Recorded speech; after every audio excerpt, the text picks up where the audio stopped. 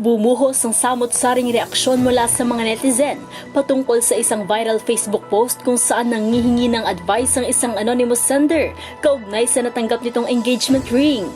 Tila dismayado kasi ito sa kanyang partner nang ang ibigay lang na singsing ay nagkakahalaga ng 299 pesos. Sa ibinahaging mensahe ng Facebook page na Hugot ni Juan, sinabi nitong 8 taon na kasi silang magkarelasyon, kaya naman iniisip nito kung bakit hindi man lang napag-ipunan ng kanyang nobyo ang engagement ring.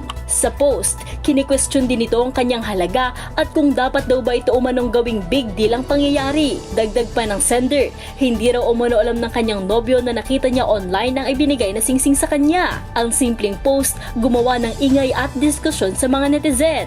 Para sa ilan, hindi naman issue ang presyo ng singsing dahil ang mahalaga ay ang pagmamahalan at commitment sa kanilang relasyon.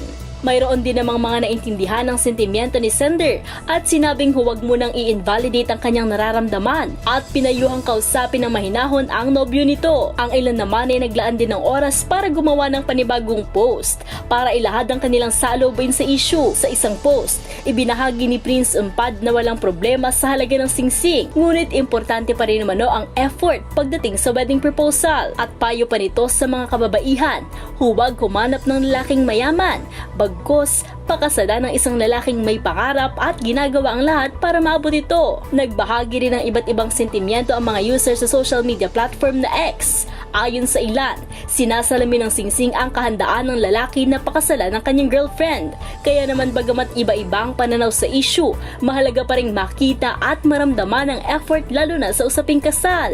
Pero mayroon ding nagbahagi na hindi dapat ma-invalidate ang sitwasyon at nararamdaman ng nakatanggap ng singsing at nagbigay nito at nanawagang huwag husgahan ang desisyon ng dalawang tao.